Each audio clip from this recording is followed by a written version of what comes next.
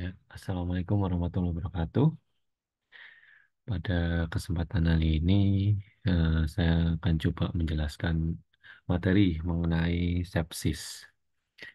Ya, di sini saya mengambil dari slide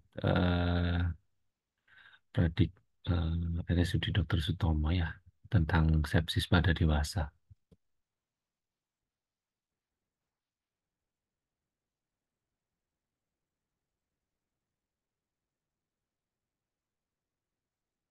Ya, ini secara definisi, yaitu sepsis itu yang terbaru adalah di secara definisinya adalah disfungsi organ yang mengancam jiwa.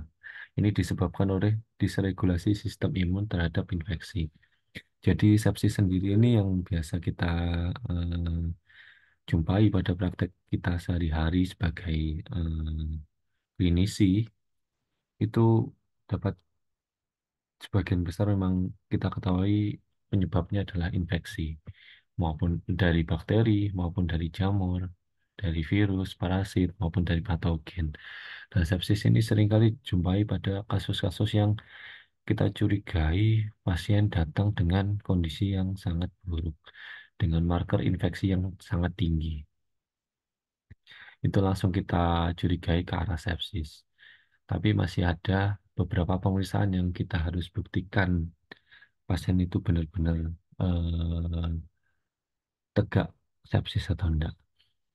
Nah, cara klinis sendiri ini biasa kita kenali eh, dengan gejala Systemic Inflammatory Response Syndrome, yaitu SIRS. Nah, diagnosis ini seperti yang saya jelaskan sebelumnya adalah harus ada bukti kuat. Nah, nanti buktinya atau apa namanya tegaknya dengan apa saja nanti akan dijelaskan di slide selanjutnya. Nah, awalnya dari anamnesis dulu. Ini anamnesis ini perlu kita lakukan sebagai klinisi untuk menunjang penegakan diagnosis.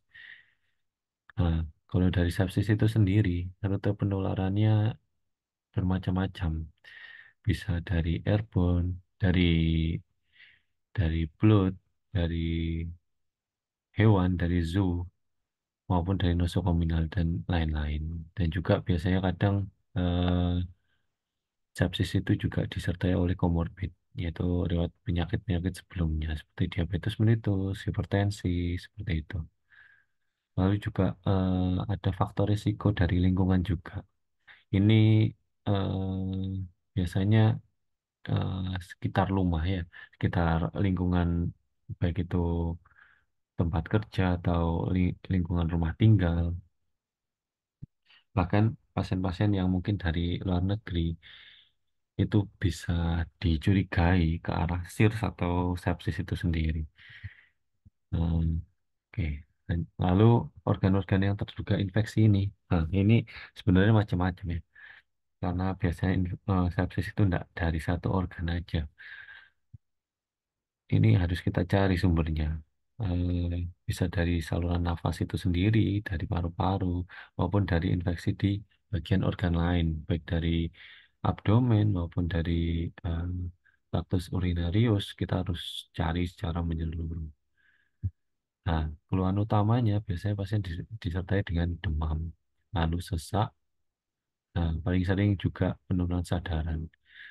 Biasanya memang kita curigai, terutama dari kasus paru, dari kalau kita sudah menemui sesak, lalu ada demam, dan juga paling sering ada penurunan sadaran, itu mungkin kita curigai nggak cuma dari neurologis, tapi dari ada sumber infeksi lain juga. Kenapa pasien tiba-tiba penurunan sadaran? Kenapa pasien datang dengan sesak, lalu ada penurunan sadaran? Nah, itu kita mulai curiga juga ke arah sepsis juga. Ya, jadi pasien-pasien yang dengan perburukan terutama itu biasanya kita curigai ke arah sana. Nah, dari penelusuran fisik, nah ini juga terutama dari vital sign-nya ya. Dari vital sign-nya itu sendiri kadang kita temui pasien dengan datang dengan hipotensi, lalu takikardi, takipnu, seperti itu. itu merupakan salah satu tanda-tanda sepsis sih. Eh, karena ada yang dinamakan juga shock itu sendiri. Nah, shock itu sendiri sebenarnya berkaitan juga dengan sepsis itu sendiri. Karena ada sumber infeksi yang menyebabkan organ dalam tubuh ini tidak bisa bekerja secara maksimal. Nah, shock itu sendiri dari sirkulasi, baik dari jantung maupun dari seluruh tubuh, sirkulasinya jadi berhambat. Lalu dari kepala leher, seperti yang sempat saya singgung sebelumnya, yaitu sempat bisa kita ketemukan kaku kuduk, yaitu ketika ada penurunan kesadaran, itu sangat sering terjadi kaku kuduk dan juga perburukan pada pasien-pasien yang tidak sadar itu sendiri. Nah, lalu ada IVP juga bisa meningkat, lalu ada pupil midriasis, refleks pupil, icterus, anemia maupun edema. Nah, dari kepala leher lalu ke dada ini kita sering juga jumpai, terutama pada pasien infeksi pada paru, baik dari itu pneumonia maupun dari TB, tapi paling sering memang dari pneumonia. Kalau misalnya sudah sampai jatuh ke pneumonia berat atau severe pneumonia, itu terkadang secara tidak sadar kita apa namanya eh, kriteria-kriteria sepsis itu ada, mulai dari shock, mulai dari tanda-tanda vital yang turun seperti hipotensi, tiba-tiba takikardi, dan juga takipnu. Itu harus kita cari penyebabnya. Lalu dari abdomen, nah, juga kita harus cari penyebabnya. Bisa jadi infeksinya nggak cuma dari salah satu organ. Misalnya kita dapat eh, pasien primer dengan pneumonia, severe pneumonia yang disertai sepsis. Bisa jadi ada organ lain juga yang berperan. Ada sumber infeksi lain, baik dari abdomen maupun dari ekstremitas itu sendiri. Nah, ini kriteria diagnosisnya. Nah, sepsis biasa kita pakai kriteria cepatnya yaitu pakai quick SOFA. Kalau pakai quick SOFA ini sendiri, ini dikatakan dari sumbernya jika memenuhi lebih atau sama dengan dua kriteria, yaitu hipotensi itu tadi, lalu ada takipnu, respirasinya lebih dari 22 kali, dan juga kesadaran yang menurun GCS di bawah 15, lebih dari sama dengan dua, ada kriteria ini, kita bisa mengarah ke sepsis. Lalu kemudian bisa kita lanjutkan dengan penilaian SOFA score. Nah, nilai SOFA score itu banyak, ada tabelnya sebenarnya. Ada tabelnya, tapi di zaman yang modern ini mungkin kita bisa menggunakan aplikasi juga pakai MD Calc itu juga ada. Pakai nilai SOFA score itu. Lalu ada juga yang dikatakan septic shock itu sendiri. Yaitu septic shock jika target MAP-nya itu di bawah 65. Nah, kita harus cari penyebabnya juga. Ini karena memang dehidrasi, memang kekurangan cairan, ataupun memang emang karena apa namanya problem di jantung yang menyebabkan septic shock. Karena nanti akan berpengaruh tentang terapi cairannya itu sendiri. Nah, tentang sepsis dapat dipertimbangkan, ya ini tadi eh, masalah-masalah yang bisa ditimbulkan oleh sepsis itu sendiri, baik yang tiba-tiba terjadinya hipovolemik, lalu ada infeksi-infeksi ini yang harus kita cari semuanya, harus kita cari penyebabnya. Nah, ini diagnosisnya itu sendiri, ada yang sepsis bakteri, sepsis virus, sepsis jamur, dan sepsis parasit. Tapi sebagian besar memang untuk mencari tahu sepsis ini kita harus eh, periksa lebih lanjut untuk menegakkannya, yaitu bisa dengan kultur, baik itu kultur darah maupun tapi lebih spesifik kultur darah sih. Dan juga kita bisa cek lokasi tonin seperti ini, yang biasa kita cek. Lalu jika ketemu dengan curiga jamur ya kita harus lakukan kultur jamur juga, kultur sputum jamur. Nah, diagnosis bandingnya ini ya SIRS yang tanpa infeksi ya. Nah, ini kalau dari literatur yang ada, dari pemeriksaan penunjang ini sebenarnya ada grade-grade-nya. Jadi ya, eh, jikalau memang tidak bisa dilakukan kultur darah, setidaknya kita lakukan pemeriksaan darah lengkap.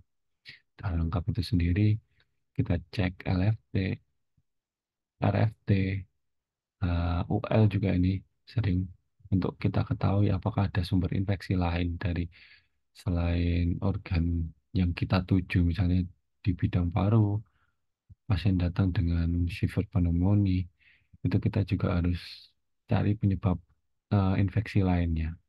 Bisa dari urin lengkapnya atau dari tempat-tempat organ-organ lain seperti di liver maupun di renal itu sendiri.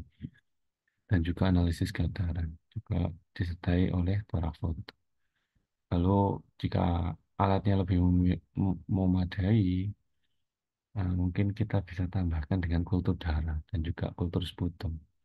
Bahkan kultur urin, liquor itu sesuai gejalanya nanti jika ada arah ke meningitis atau encephalitis mungkin bisa dicekkan liquor seperti itu. Lalu jika memang tempatnya lebih memadai lagi, mungkin bisa dicekkan marker-marker inflamasi sepsis itu sendiri, CRP, D-dimer, galaktomanan, atau multi TWF sesuai indikasi. Lalu jika ada fasilitas juga, mungkin bisa kita cek pas ke abdomen, lalu juga CT scan. Nah, ini terapinya otomatis ya tetap terapinya seperti biasa kita lakukan ABC ya, airway breathing circulation. Yang pertama adalah oksigen. Pasien dengan sesak mungkin ya terapinya ya dengan oksigen. Meskipun sepsis ada sumber infeksi, tapi sumber infeksinya itu kan berasal dari eh, eh, gejala itu sendiri. Kalau misalnya dia ada sesaknya ya kita obati juga sesaknya. Kita berikan oksigen sesuai dengan pemisahan fisik kita dan juga TTV-nya ya. Lalu jangan lupa pemberian nutrisi juga. Karena pasien sepsis ini pasien yang ibaratnya sudah sakit berat. Sudah sakit berat, kalau kita tidak terapi nutrisi juga, tidak ada support nutrisi, nanti tidak akan membaik kondisinya. Lalu terapi cairan. Nah, ini cairan ini penting sekali karena kita harus lihat juga ini sepsis ini penyebabnya dari mana. Kalau misalnya dia dengan shock sepsis, ya kita harus cari tahu, tapi kita harus lakukan life saving dulu dengan pemberian cairan. Nanti ada apa namanya pemberian baik itu terapi rehidrasi seperti biasa kita berikan, mungkin bisa berikan lenja laktat atau lenja asetat hingga sampai nanti pemberian koloid. Meskipun dalam literatur yang terbaru mungkin koloid sudah tidak ada tempat seperti itu. Jadi setelah kita rehidrasi cairan, mungkin bisa kita pertimbangkan pemberian untuk vasopresor dan vasoaktif itu sendiri. Tapi ya dari terapi cairan ini kita lihat juga kondisi-kondisi lain dan juga hati-hati jika ada gangguan pada organ lain seperti ginjal ataupun eh, ya gangguan organ lain lah intinya. Itu harus dipertimbangkan juga. Nah, ini seperti yang dijelaskan dari terapi cairan mungkin bisa pemberian kristaloid seperti RL itu tadi, RA, koloid dan albumin konsentrasi rendah. Tapi sebenarnya dalam literatur pemberian seperti koloid hingga kilofusin seperti itu mungkin dari literatur terakhir yang saya baca sebenarnya tidak ada tempat, tapi jikalau itu bisa untuk life saving, ya di lapangan tetap masih kita lakukan. Lalu di vasopresor ini, ya ini tujuannya untuk memompa kebutuhan jantung. Ya, kalau misalnya terapi cairan tadi tidak terpenuhi, tidak cukupi eh, pompa dalam jantung itu sendiri, ya kita harus memberikan vasopresor atau vasoaktif. Ya pilihannya bisa norepinefrin atau vasopresin atau yang biasa kita pakai itu vapresin seperti itu. Dan juga adrenalin, dopamin, dopamine. Tapi memang dalam literatur terakhir yang saya tahu mungkin ya bisa jadi salah juga. Dopamin, dopamine bisa kita pakai, tapi lebih sering kita langsung memberikan norepinefrin dan juga vasopressin sebagai first line-nya. Lalu ya ini tadi terapi pengganti ginjal, kalau misalnya memang ada gangguan di renal function test-nya, mungkin bisa kita pertimbangkan untuk rehidrasi tidak terlalu agresif dan bisa kita berikan topangan seperti vasopresor dan vasoaktif. Nah ini kalau untuk pemberian kortikosteroid ini memang harus konsultasi ke ahlinya ya, karena eh, pasien dengan sepsis pasti ada penyebab lainnya, baik itu dari paru atau dari abdomen ataupun dari em, urinarius, itu pasti ada salah satu penyebabnya. Jadi kita tidak bisa sembarang memberikan kortikosteroid itu. Nah, kalau antikoagulan sendiri mungkin ya ini juga sama, harus harus konsultasi juga, karena eh, iya kalau memang ditemukan ada gangguan terhadap eh,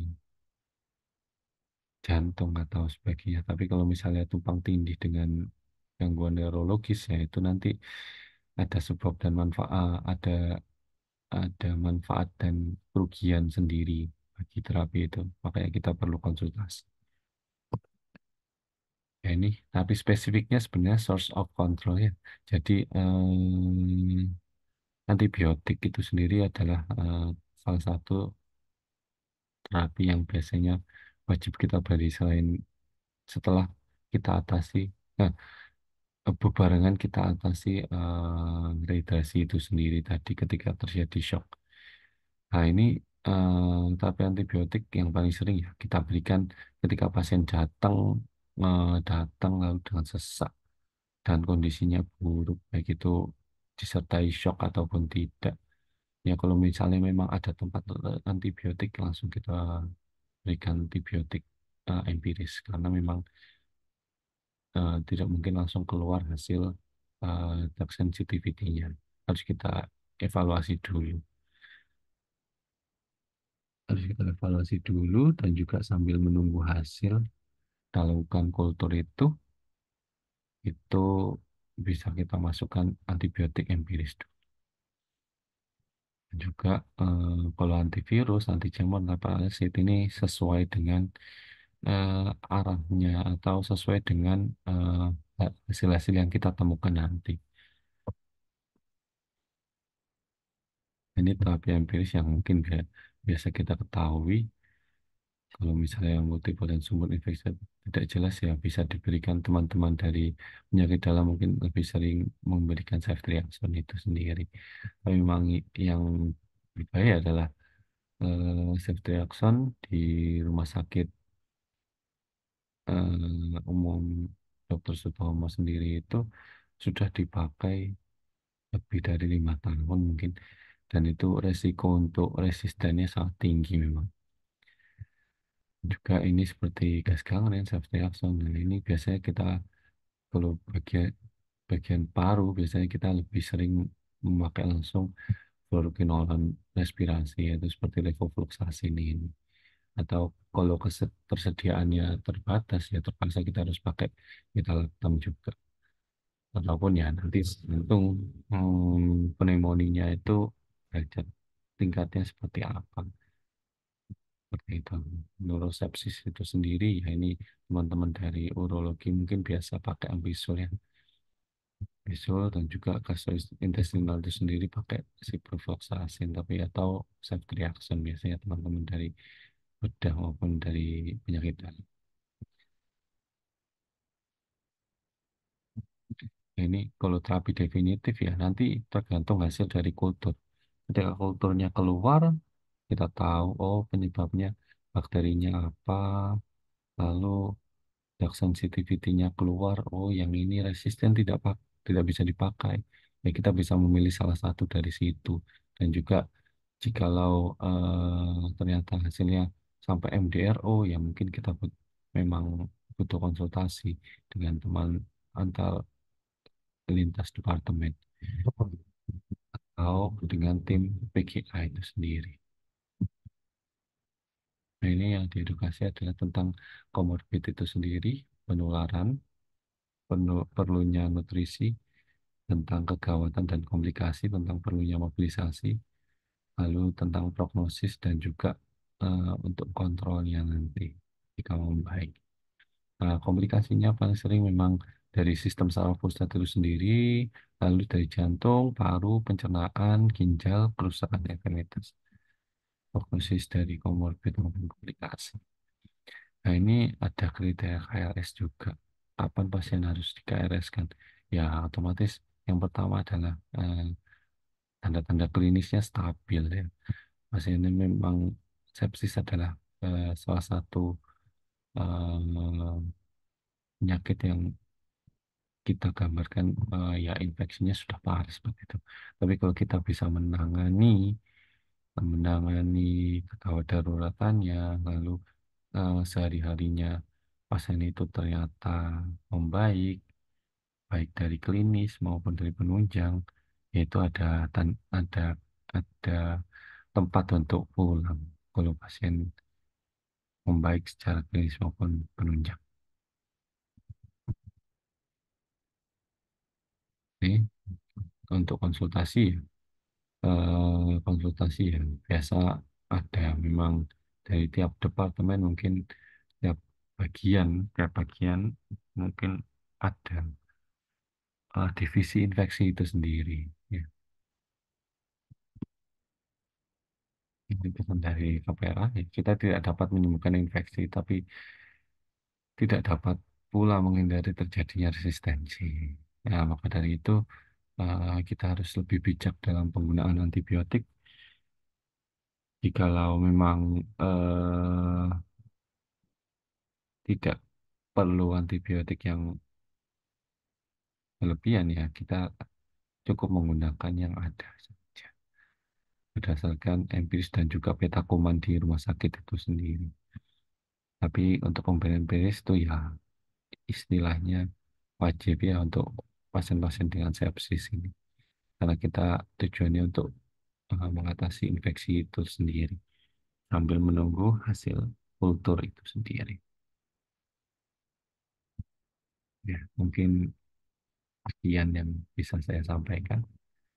Terima kasih atas eh, perhatiannya. Ucapkan Assalamualaikum warahmatullahi wabarakatuh.